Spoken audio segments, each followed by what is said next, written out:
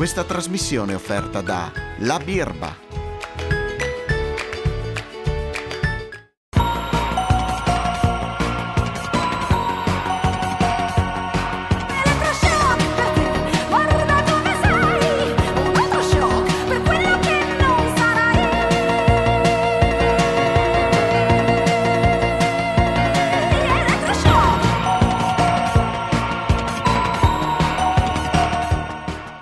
Buonasera e bentrovati a un'altra puntata di Elettroshock, Effetto DAD, questo è il titolo della trasmissione di questa sera perché naturalmente già da qualche mese i nostri ragazzi sono impegnati nella didattica a distanza. Fortunatamente con l'arrivo della zona arancione da lunedì sono potuti tornare in presenza anche gli studenti delle superiori, seppur al 50%. Però la didattica a distanza, lo abbiamo visto in questi mesi, ha dei pregi, ha anche dei lati negativi e noi questa sera vogliamo cercare di entrare un pochino nelle teste dei ragazzi perché è giusto capire come hanno vissuto loro questi mesi, non soltanto dal punto di vista dell'istruzione, che quella in parte ha continuato a funzionare, ma in particolare per quanto riguarda il loro aspetto emotivo, la loro vita di gruppo, la socialità che è mancata a loro. Come potevamo fare per indagare nelle loro menti? Beh, insomma, ci ha pensato Priorità alla Scuola di Udine, che ha dato vita a un questionario che ha somministrato in gran parte ai ragazzi delle scuole superiori, ricevendo degli importanti feedback. E noi questa sera a Elettroshock in anteprima vi diamo quei risultati, li diamo, li commentiamo, lo facciamo con alcuni ospiti. Allora vi presento, è qui in studio assieme a me Stefano Stefanel, che è il dirigente scolastico del Liceo Marinelli di Udine. Buonasera. Buonasera, buonasera. E anche con lui cercheremo appunto di capire, fronte dirigenti e insegnanti, com'è andata la didattica a distanza. Vi ho nominato Priorità alla Scuola, che è un po' l'artefice di questo questionario. Abbiamo collegato con noi Anna Filardo, proprio di Priorità alla Scuola Udine. Buonasera Anna. Buonasera, buonasera. E per capire bene che cosa succede, che cosa sta succedendo nelle menti dei nostri ragazzi, chiediamo l'aiuto di Silvana Cremaschi, neuropsichiatra infantile, già spesso ci ha dato una mano qui in trasmissione, oggi questa sera è collegata. Buonasera dottoressa. Buonasera a tutti.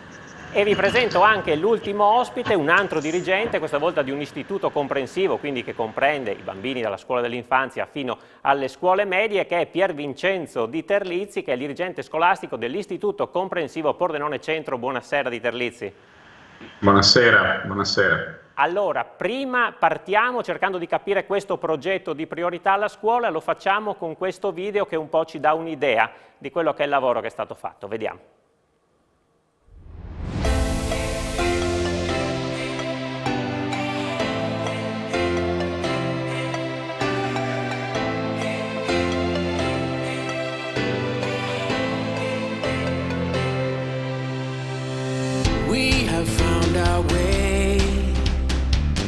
Sono stufa, stanca e veramente stressata. Abbiamo bisogno del contatto umano, compagni o professori che siano. Mi sento bene, sapendo che non rischio di prendere il Covid e far morire le persone a me care. Sono estremamente dispiaciuta di non poter passare il mio ultimo anno a scuola, ma almeno non rischio di passare il Covid a un mio parente. Passerò le lezioni davanti al telefono e non seguirò niente, per cui mi aspetto un abbassamento dei voti e una carica maggiore di stress, non avendo la dimensione sociale di cui sento di necessitare. Torno alla routine sedentaria, senza interazioni sociali e chiusa in me stessa. Torniamo a un anno fa, cambia tutto e ti rendi conto che tutto quello che è stato fatto non è servito a niente. Gli adulti dovrebbero ascoltarci di più, essere più empatici. Genitori, professori, politici, tutti ne stiamo soffrendo e ci dimentichiamo di fare la cosa più utile, ascoltarci e cercare di capirci. Dovrebbero capire che è pericoloso andare a scuola con un virus mortale in giro, mandandoci allo sbaraglio senza nessuna logica o intelligenza, a rischiare contagi. L'istruzione in questo tempo è già sbagliata dalla base, ma in questo periodo difficile mi aspettavo più collaborazioni. I professori si aspettano che riusciamo a seguire le normali lezioni come facevamo prima?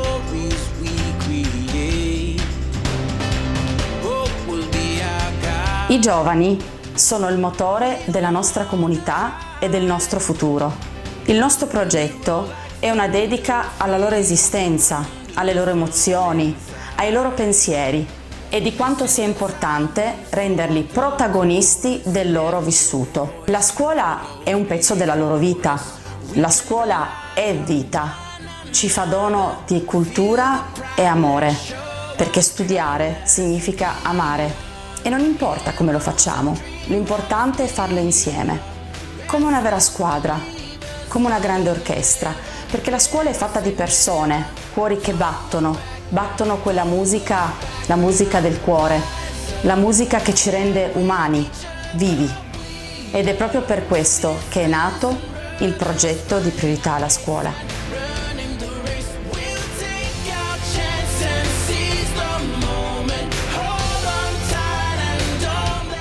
Eccolo, allora questo progetto Anna Filardo ce lo racconta un po' quali sono state le domande che avete fatto, un po' di risposte le abbiamo sentite in questo video, insomma com'è andata?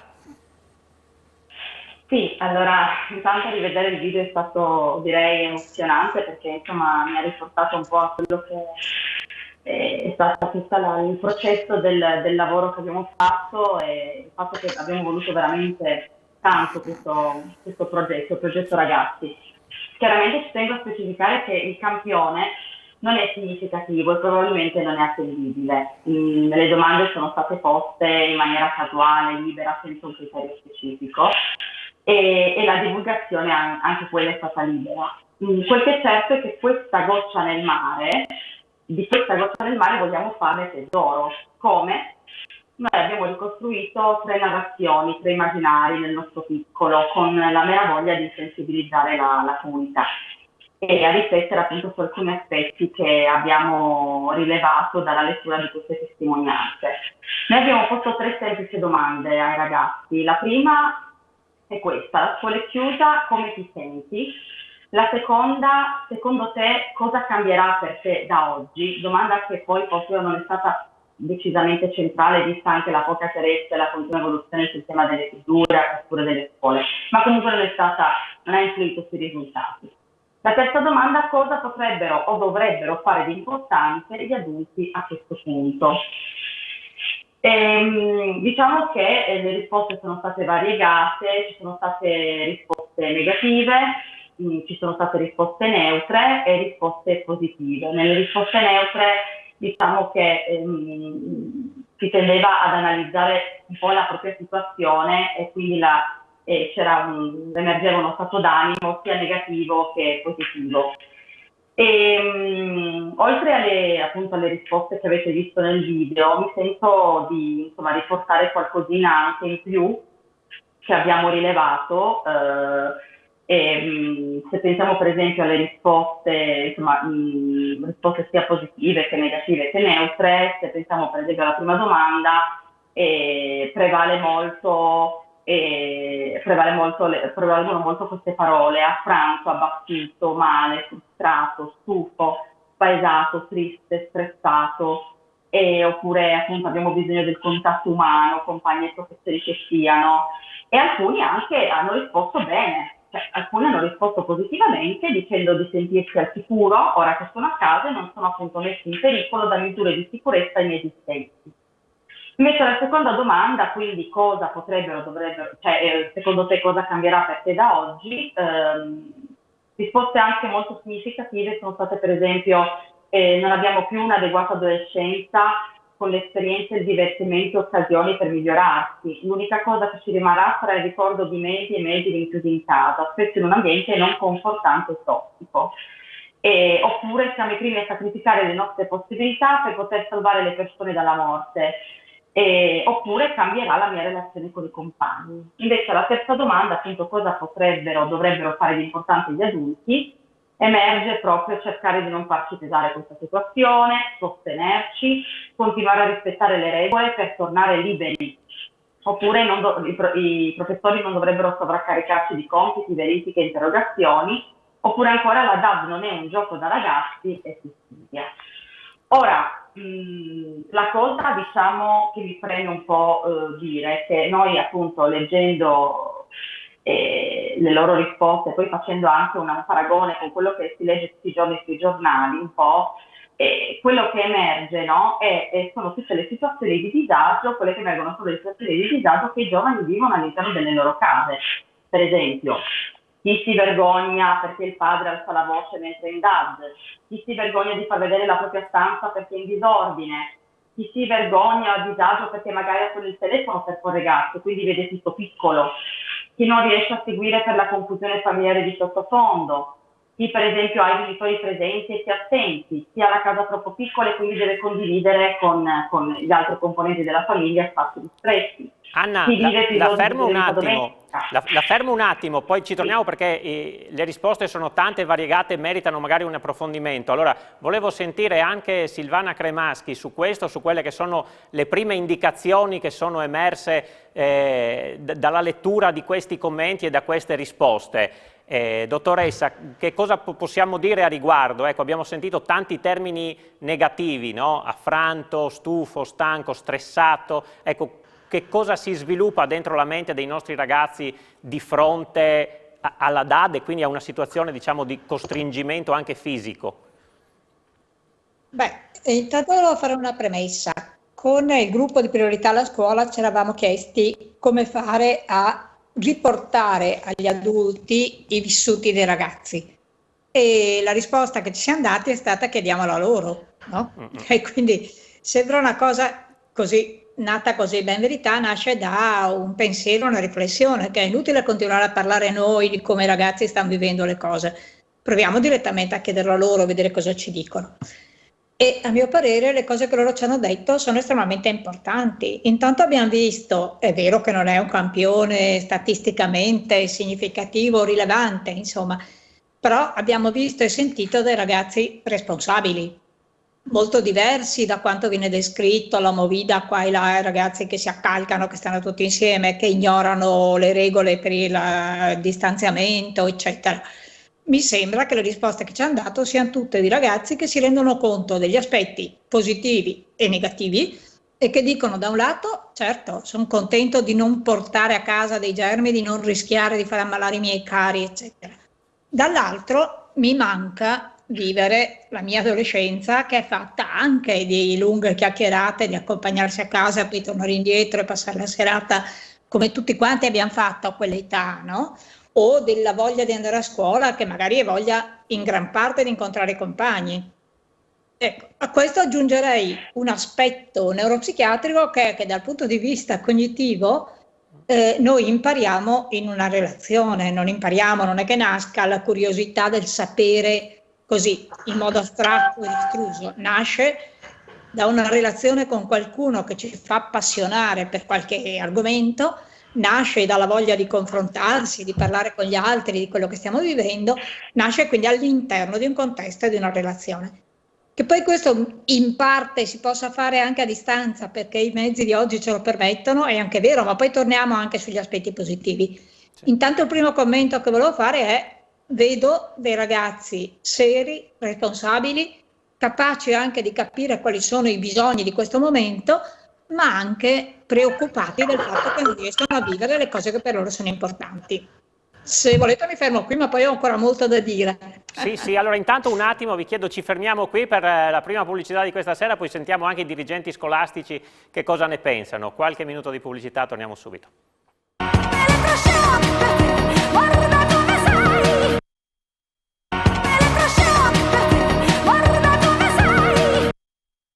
Con Elettroshock abbiamo sentito prima l'esposizione delle prime risposte di questo questionario di priorità alla scuola. Chiedo a Stefano Stefanel, da dirigente scolastico, se si riconosce in questo feedback che hanno dato gli studenti. Adesso sono rientrati anche da lunedì in classe, in parte, in presenza. Qual è il sentire, magari chiacchierando anche con loro? Che cosa raccontano e inquadrano bene queste risposte, quello che è il loro vissuto attuale? Ma intanto tutte le risposte inquadrano bene. Diceva la rappresentante di Priorità alla Scuola, che il campione non è significativo, perché il campione significativo è il 100%, perché in questo momento le posizioni sono così individuali e così diverse che sono difficilissime da portare dentro una torta percentuale. Vorrei fare però una notazione. La DAD, didattica a distanza, è stata l'attività che ha condizionato i mesi da marzo a giugno dell'anno scorso. Da settembre non è solo una distinzione terminologica, si parla di didattica digitale integrata ed è una bella differenza perché vuole dire che noi integriamo la didattica in presenza con la didattica a distanza, perché non riusciamo a farne sempre in presenza.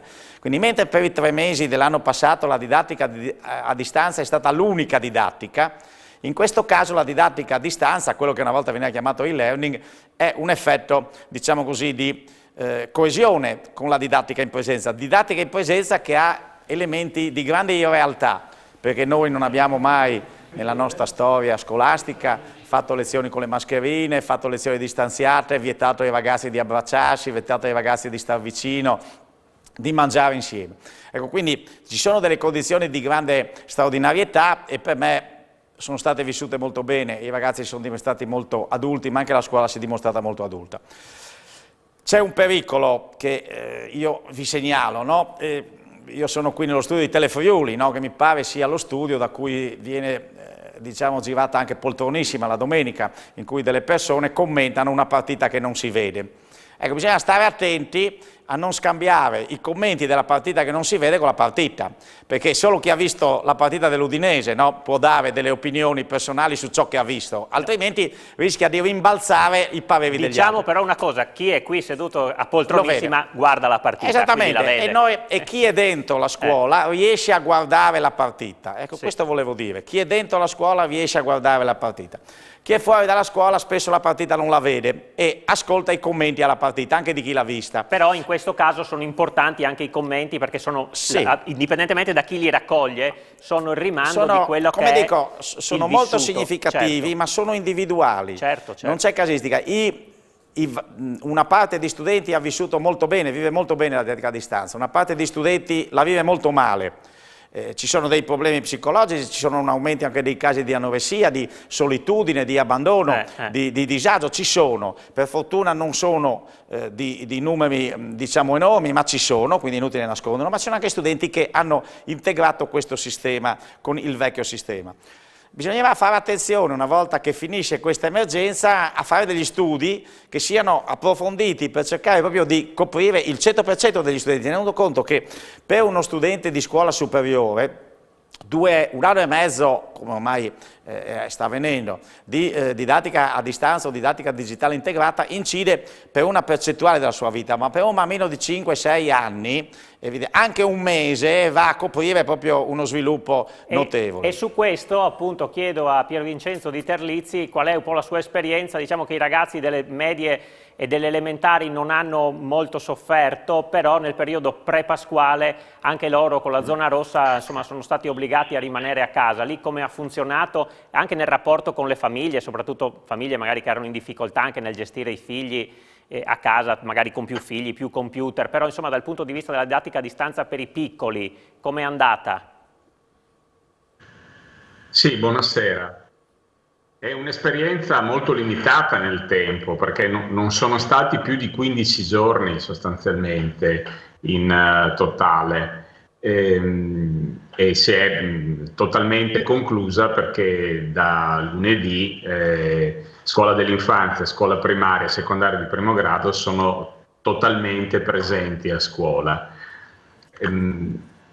Come esperienza possiamo dire che dal punto di vista della riuscita del rapporto a distanza, che era l'unica modalità con la quale si poteva fare didattica, salvo piccole quote di bambini e ragazzi per i quali valgono le riserve che sono note, bisogni educativi speciali e disabilità per essere precisi. Ecco, devo dire che rispetto all'esperienza di un anno fa abbiamo misurato quanto abbiano funzionato non soltanto alcuni aspetti di dotazione tecnologica importanti, ma anche alcuni aspetti di formazione alla abitazione del digitale che si sono sviluppati nel corso di questo anno e che pure sono un lascito importante, tenendo presente che l'alternativa secca che ci veniva presentata era quella di non avere nessun rapporto, nessuna relazione, no? Un elemento importante da considerare da questo punto di vista è rappresentato da alcuni elementi che si creano nell'esperienza del digitale che mettono in luce una serie di difficoltà strutturali della nostra modalità di abitare il digitale, che è un'altra questione ancora, no? Per esempio la questione della distribuzione della connettività, dell'accesso alla connettività, è una questione molto importante, e anche la questione della necessità di spostare un po' di accenti dal mobile first, che ci ha attraversati per molti anni, a un rapporto con dispositivi di input un po' più articolati e più funzionali rispetto ai rapporti con la didattica.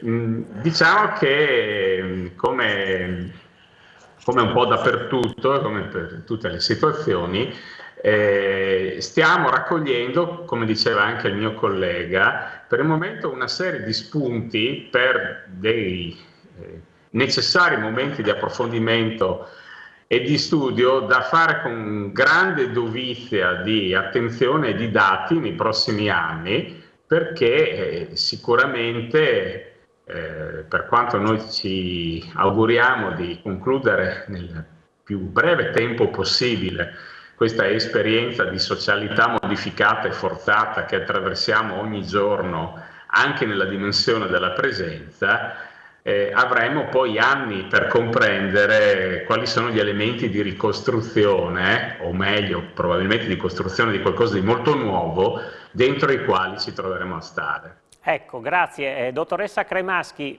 per quanto riguarda i più piccoli, quanto invece può incidere anche un mese, 2 settimane, 3 settimane davanti al computer privati dei compagni di classe? Parliamo magari dei bambini delle elementari, ecco. Sicuramente per i più piccoli è ancora più difficile, ma soprattutto questa esperienza con i bambini piccoli ha messo in evidenza le disuguaglianze e le differenze che ci sono tra chi si ritrova comunque con un adulto vicino, quindi lavora sia al computer ma con qualcuno vicino che condivide con lui l'esperienza, su chi ha degli strumenti idonei ed adeguati per cui riesce a connettersi, è in contatto, segue bene le lezioni, e tra chi invece queste cose non le ha, perché ha dei genitori che non sanno maneggiare i device e quindi a lui in qualche modo che deve insegnare ai genitori come usarli. E quindi questa modalità ha messo in evidenza le disuguaglianze sociali ed è una cosa a cui dobbiamo stare molto attenti, questa. Cioè io credo che questa esperienza di scuola, di didattica e di solitudine che il Covid ci ha portato deve insegnarci come andare avanti a vivere anche dopo. I ragazzi prima ci hanno detto, mi sembrava molto bello cogliere quello che hanno detto, ascoltateci. Cosa vogliamo che gli adulti facciano per noi? Vogliamo che ci ascoltino, vogliamo che ci supportino, vogliamo che sentano le nostre emozioni e che diano in qualche modo risposta alle nostre emozioni.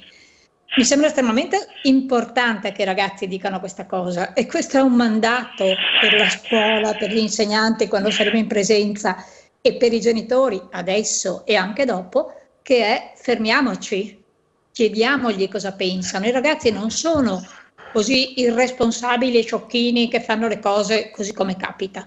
Si rendono molto ben conto dei problemi, ma si accorgono anche di cosa li sta facendo soffrire, li fa star male, loro e i loro compagni. Ecco, Anna, insieme a loro possiamo trovare delle soluzioni, ma dobbiamo chiedergliele. Assolutamente, infatti Anna Filardo, cosa emerge anche dal punto di vista delle richieste e quale dovrebbe essere la risposta che il mondo degli adulti dovrebbe dare, quindi per entrare un pochino di più in quella terza domanda, ecco, che cosa chiedono, che cosa si aspettano che qualcuno faccia qualcosa per loro. Qual è il loro grido di aiuto poi alla Sì. fine che emerge? Sì, allora, diciamo che il messaggio prominente, no? Quello proprio che dice ascoltarci di più, essere empatici, no? Quindi genitori, professori, politici, dicono ci stiamo dimenticando di fare la cosa più utile, quindi ascoltarci e cercare di capirci, sostenerci, cioè il supporto e anche l'atteggiamento, no? Diciamo che in questa cosa, ecco, quello che un po' mi preme anche aggiungere, che un po' anche rispetto a quello che diceva prima il dirigente del Marinelli, diciamo che quando un giovane parla di appunto genitori, professori politici, ricorda un po' proprio la comunità di Priorità alla Scuola, perché ricordiamoci che Priorità alla Scuola è un movimento, non è un movimento genitoriale basta, è un movimento di cui fanno parte educatori, insegnanti, anche è stato a marzo dell'anno scorso è stato fondato proprio da insegnanti, un movimento voluto da insegnanti, quindi ne fanno parte, oltre che gli studenti, perché noi abbiamo avuto anche la collaborazione del movimento studentesco per il sicuro, quindi ne fanno parte in gran parte proprio i protagonisti che vivono la scuola. Quindi mi sentirei di dire che più che spettatori noi questa partita ce la stiamo giocando tutta e stiamo cercando di capire che egli proverà e ce la giochiamo fino in fondo, anche perché secondo me tutti i protagonisti della comunità si devono sempre è importante che tutti si mettano in gioco, no? In questo contesto, anche chi è al di fuori, no?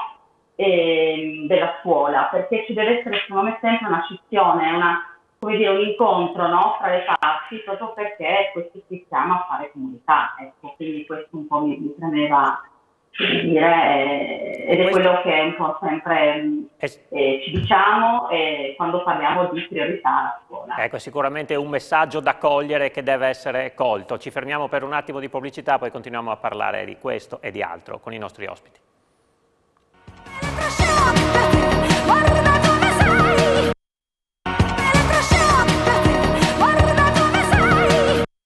Eccoci con Elettroshock, stiamo analizzando questa sera quelli che sono i risvolti, gli effetti della DAD sulle menti, soprattutto sulla psiche dei nostri ragazzi. Da quanto abbiamo visto dal questionario somministrato da Priorità alla Scuola emergono due grandi categorie. La prima di studenti che hanno detto mi sento isolato, mi sento stanco, stufo, frustrato. Poi c'è un'altra parte di studenti che invece si sente quasi una sorta di comfort zone, quindi si sta bene a casa, magari non si deve alzare presto per prendere la corriera, non torna tardi, può rimanere in tuta e si sente bene, ma dietro questo si possono nascondere anche altre motivazioni, magari non sentirsi proprio parte di un gruppo e quindi stare meglio isolato. Noi su questo abbiamo chiesto l'aiuto di Giovanna Stabile, che è psicologa, psicoterapeuta, neuropsicologa per l'età evolutiva e psicoanalista, e a lei appunto ci fa un po' una fotografia di questa fascia di ragazzi. Sentiamo. Da cosa può dipendere questa modalità, questa tendenza, diciamo, ad affrontare la realtà dietro a un vetro? Allora, direi che, come condiviso da molti colleghi, un'ipotesi di lettura potrebbe essere che dietro questi figli insicuri ci sia una generazione di genitori che hanno iperinvestito sul figlio, sono genitori protettivi e a volte ansiosi, sono impegnati molto spesso molte ore fuori casa, ma allo stesso tempo molto presenti dal punto di vista di quello che è il monitoraggio dei ragazzi attraverso tutti i dispositivi, ma anche diverse applicazioni, compresi poi i registri elettronici che vengono consultati quotidianamente in maniera anche a volte compulsiva. Sono questi genitori che a loro volta hanno accolto con favore, assieme alla DAD, l'opportunità di avere i figli ancora di più sotto il loro controllo e quindi di eliminare tutte quelle fonti di rischio o di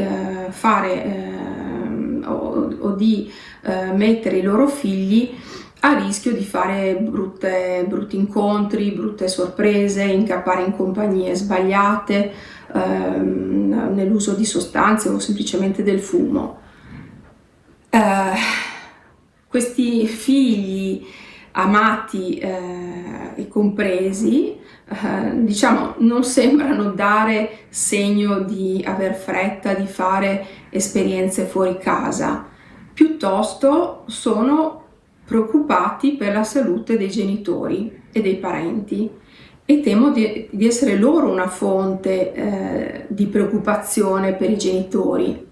Infatti c'è un ragazzo che ai questionari ha risposto, ha detto, anzi più che risposto, chiederei agli adulti di stare sereni e di non preoccuparsi per noi. Ecco, questa frase mi ha particolarmente colpito perché mi viene da chiedere: ma che cosa è successo agli adolescenti? Non dovevano essere loro i protagonisti di un attacco alla generazione degli adulti, metterli in crisi, trasgredire le regole, piuttosto che essere loro a prendersi cura degli adulti, della società e dell'economia? Dunque direi che rispetto agli adolescenti che ho appena descritto, cioè quelli che non esprimono alcun disagio rispetto alla condizione di limitazione a cui sono costretti, credo che questi meritino la nostra attenzione in modo altrettanto forte rispetto a quelli che esprimono disagio, perché i nostri sforzi devono essere orientati nella direzione di fare tutto quanto è possibile affinché loro possano cogliere tutte le opportunità e tutte le esperienze possibili fuori casa. Ecco Stefanel, c'è una sorta di campana di vetro messa da parte delle famiglie, i bambini, i ragazzi che si sentono bene in casa, è quasi un ribaltamento dei ruoli dove i figli dicono ai genitori stai tranquillo e i genitori invece forse troppo apprensivi e che quindi avendoli sotto controllo in casa possano, diciamo così, aumentare questo controllo? Ma anche. C'è anche questo certamente. Io credo che però questa situazione, così come è stata descritta anche in questa trasmissione, faccia vedere che i bisogni educativi e formativi delle persone, dei giovani, non sono tutti uguali. Ci sono ragazzi che vivono meglio una costante vita sociale, ci sono ragazzi invece che si sentono magari più protetti in famiglia, eccetera. Ecco, forse uscire da questa emergenza pandemica con l'idea di essere più vicini ai bisogni delle persone e meno ad un'idea generale della vecchia scuola, no? Tutti uguali allo stesso posto, nello stesso momento. Qualcuno magari ha bisogno di essere più lento, qualcuno di essere più veloce, qualcuno di essere più presente, qualcuno di essere meno presente. Io vedo tanti bisogni, tante necessità. Ecco, per esempio una prescrizione che mi ha lasciato sempre perplesso è quella che vede o 0 o tutti, o 0 o 50 o 75 o 100. Beh, se noi prendiamo una scuola come il Liceo Marinelli che ha 1510 studenti, se ne facciamo entrare 150 al giorno, non ci accorgiamo neanche che ci sono, perché sono talmente dispersi dentro l'edificio. Quindi probabilmente ci sono anche dei limiti intermedi.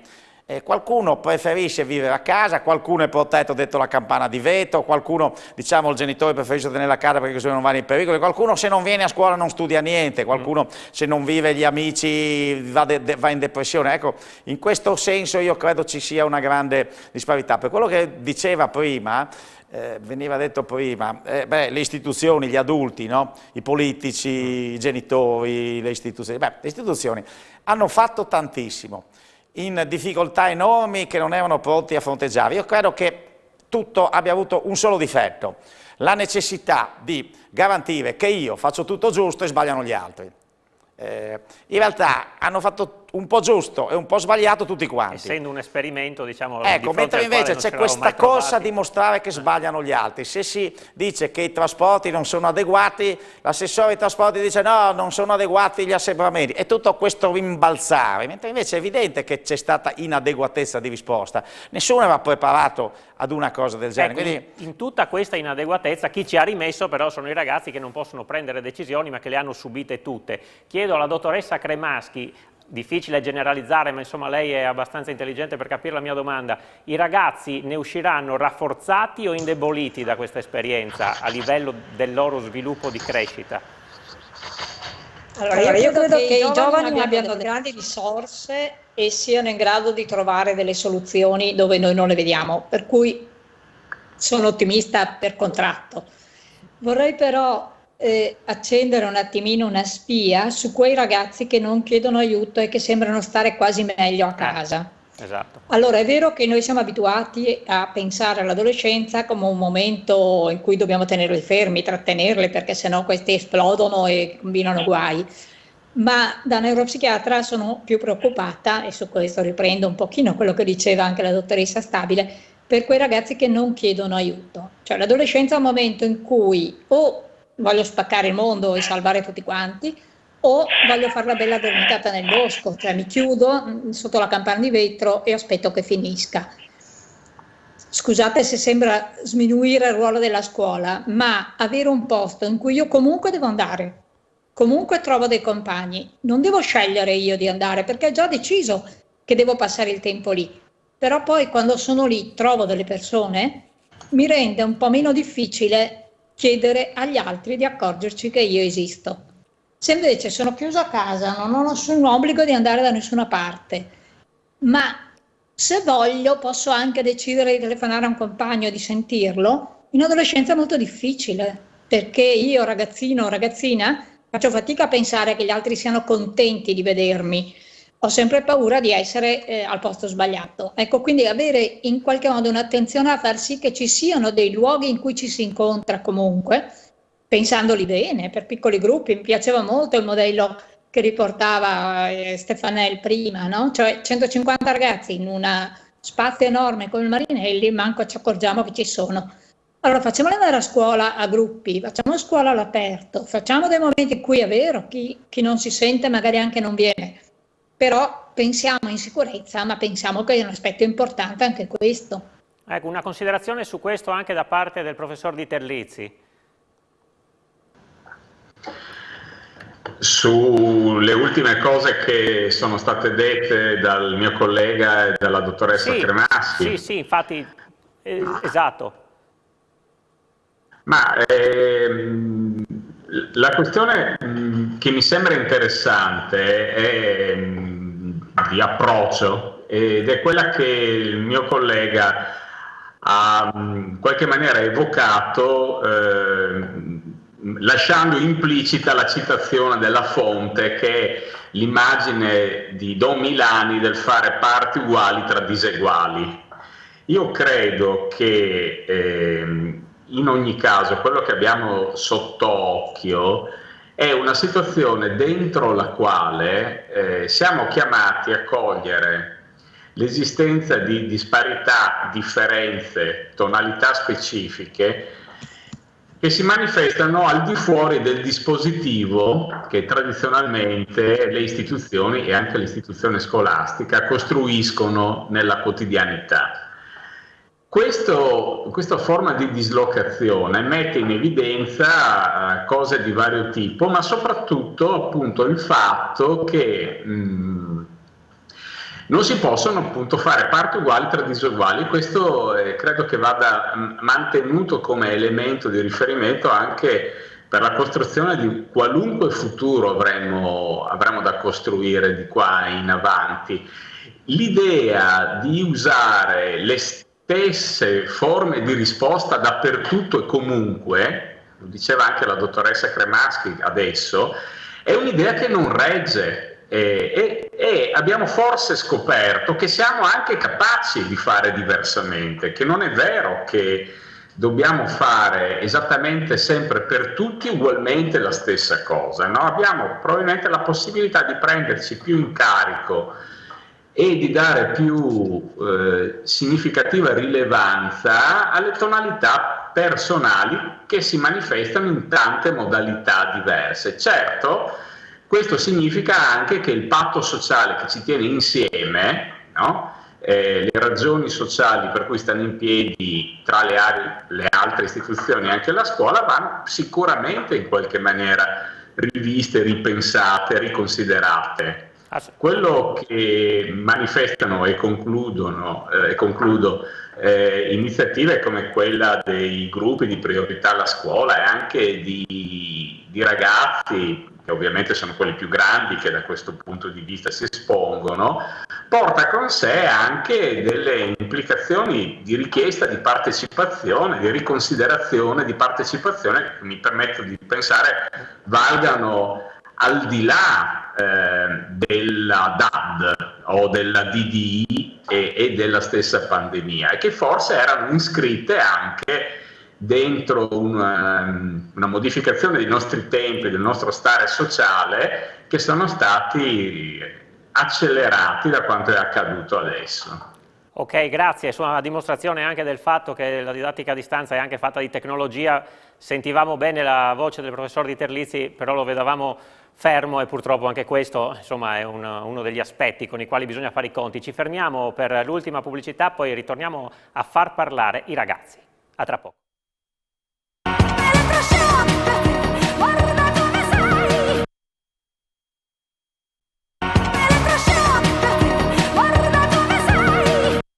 Ultima parte di Elettroshock, abbiamo dato spazio alle voci e ai pensieri dei ragazzi che si sono confrontati con la didattica a distanza.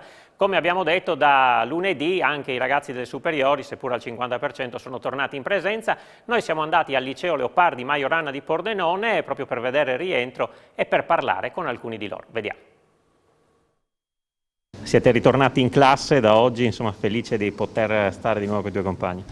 Allora, direi felice sì per quanto riguarda il rapporto umano, per quanto riguarda invece la scuola, secondo me è stato un grosso colpo, soprattutto perché ora siamo carichi di verifiche e interrogazioni da fare e non abbiamo la giusta preparazione per portarle a termine, visto le lezioni fatte in DAD, che quindi sono state molto più complesse da seguire, e anche il lavoro è stato, diciamo, portato avanti sicuramente bene. Abbiamo avuto molto tempo per studiare, però in un modo diverso, quindi ora trovarsi ad affrontare verifiche e interrogazioni è difficile, diciamo.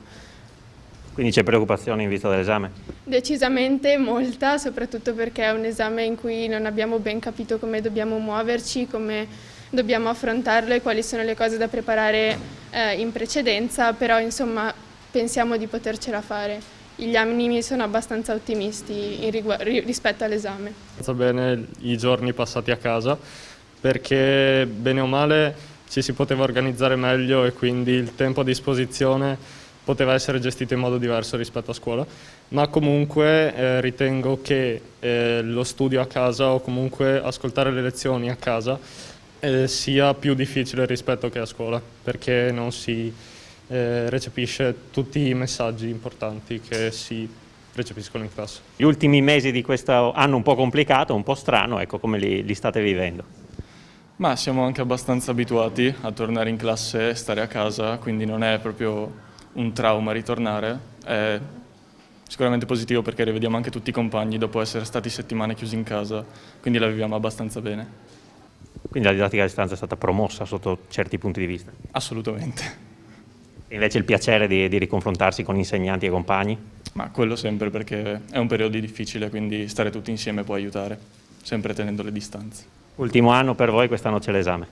Esatto, speriamo vada tutto bene, siamo abbastanza preparati, in questi mesi le ultime cose da sistemare, però speriamo bene. E questi erano i ragazzi di quinta superiore, Stefanel, insomma c'è l'esame, quindi si percepisce anche un po' di tensione anche da questo punto di vista per loro, perché possiamo dire che l'esame è dopodomani, perché insomma tornano sui banchi adesso ad aprile, a giugno faranno l'esame. Ecco, che esame sarà e come preparerete questi ragazzi per il rush finale? Beh, allora io plaudo alla decisione del Ministero di modificare l'esame rispetto a quando si era in presenza, anzi addirittura io sarei per una trasformazione sempre dell'esame come adesso. Questo esame permetterà di valutare veramente le competenze degli studenti laddove le scuole lavoreranno, in sinergia gli studenti avranno o hanno già ricevuto o riceveranno nei prossimi giorni l'argomento delle materie di indirizzo che devono presentare e saranno seguiti da un tutor, quindi da un docente della commissione della classe, cosa nuova. Poi ci saranno l'argomento di italiano, l'argomento trasversale, le esperienze dei percorsi per le competenze trasversali e l'orientamento, quindi l'alternanza scuola-lavoro, l'educazione civica. Credo un esame completo. È un esame completo, solo orale? Solo orale, sarà solo orale, inizio il 16 di giugno, con chiusura penso per tutti entro fine giugno, proprio i primissimi giorni di luglio. Questo credo anche una cosa positiva, perché i ragazzi hanno bisogno di riposarsi, di pensare all'università. Vedo molto fermento, molta attività, e il lavoro fatto a distanza è stato notevole, e credo che le ricadute più negative non si avranno sugli studenti adulti, cioè non sugli studenti del triennio superiore. Certamente sui ragazzi più giovani, più piccoli, ci saranno dei problemi da verificare, come diceva Di Terlizzi. I ragazzi adulti, qualcuno è crollato, questo sì, purtroppo. Però la maggioranza ne uscirà, io penso, rafforzata e diversa, perché ha fatto 2 anni di scuola che non sono quelli che abbiamo fatto noi. Professor Di Terlizzi, c'è ancora in collegamento? Vediamo se abbiamo ripristinato. Sì, ecco. Per quanto riguarda l'esame di terza media, invece? L'esame di terza media quest'anno c'è, l'anno scorso, come sapete, non c'era, c'è stata l'esposizione di un elaborato l'anno scorso, che poi però veniva inglobato all'interno della valutazione fatta dallo scrutinio finale. Invece quest'anno c'è l'ammissione all'esame con lo scrutinio conclusivo. L'esame si svolge così come quello del secondo ciclo, senza prove scritte ma con la prova orale. La prova orale che è rappresentata anche in questo caso fondamentalmente dalla esposizione di un elaborato che anche in questo caso viene assegnato agli studenti proprio in questo periodo. L'elaborato consentirà ai ragazzi di manifestare le competenze che hanno costruito nel corso del loro triennio. Anche qui l'esame comincerà con la conclusione delle lezioni delle scuole del primo ciclo, si conclude sicuramente entro il mese di giugno, per cui consente quindi poi tutti i vari passaggi per la conferma delle iscrizioni alle scuole del secondo ciclo. Sicuramente è difficile ipotizzare sia per i ragazzi delle medie che anche per quelli delle superiori delle bocciature, perché magari ci sarà un occhio di riguardo, anche se magari potranno anche esserci.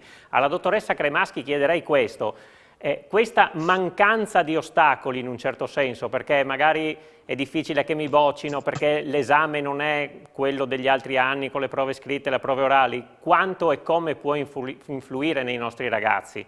Perché insomma, che manchi l'esame della fine di un percorso o che sia in una forma molto ridotta, certamente è diverso da mettersi alla prova, che era una cosa anche che volevano i ragazzi, immagino. In parte sì, in parte però farei tesoro di quanto dicevano prima i colleghi dirigenti scolastici, nel senso che questa nuova forma di esame forse invece può farci ripensare anche nel futuro a che senso ha l'esame di fine scuola, no?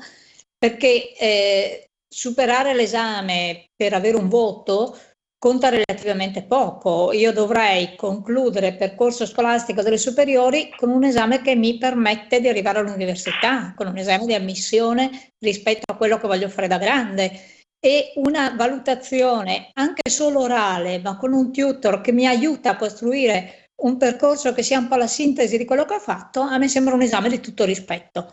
Questo entrando nel merito di quello che sta succedendo oggi.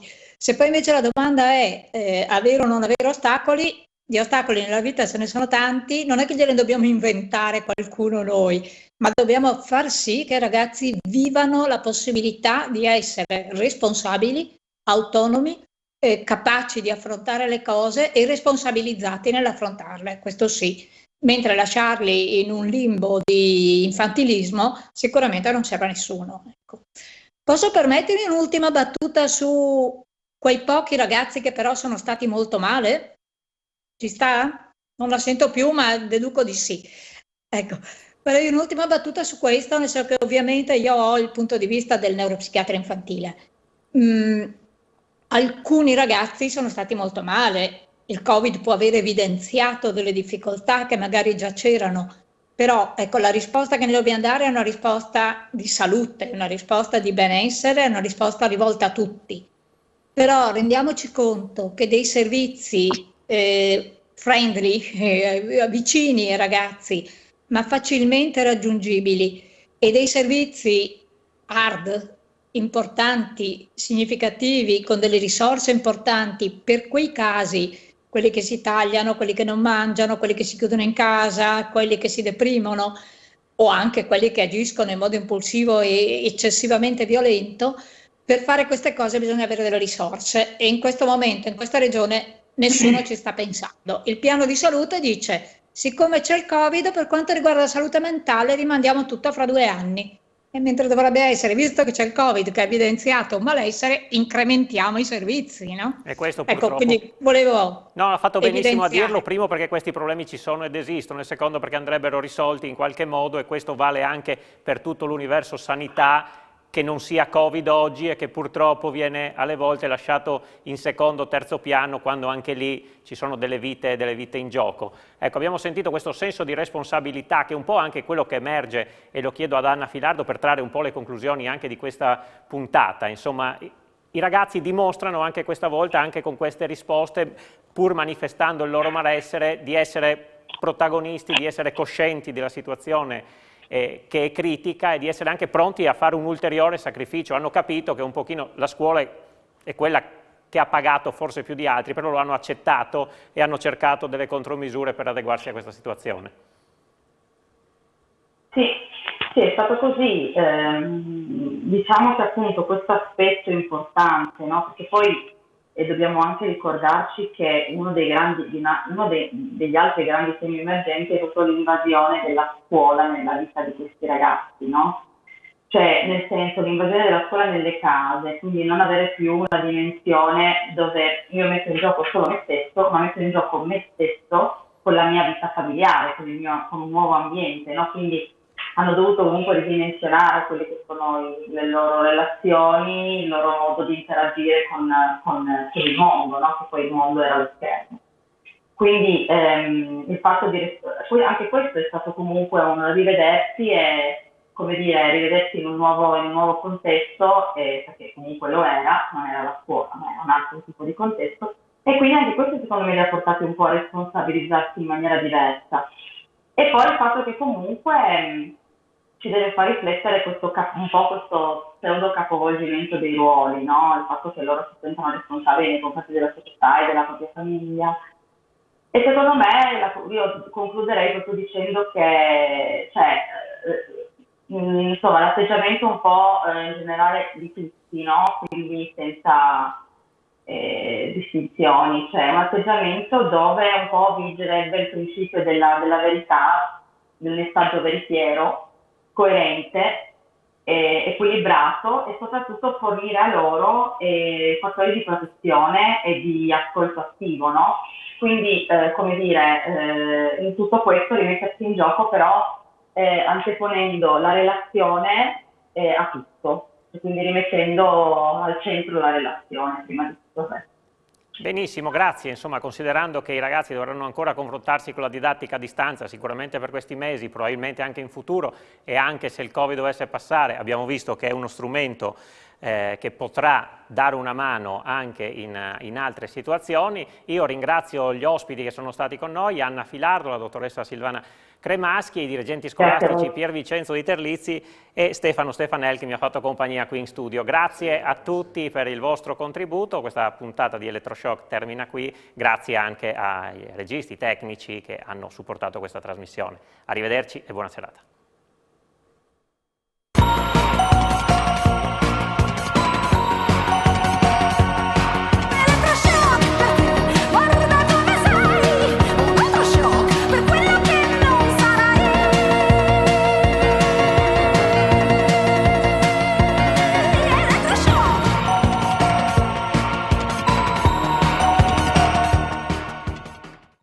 Questa trasmissione è stata offerta da La Birba.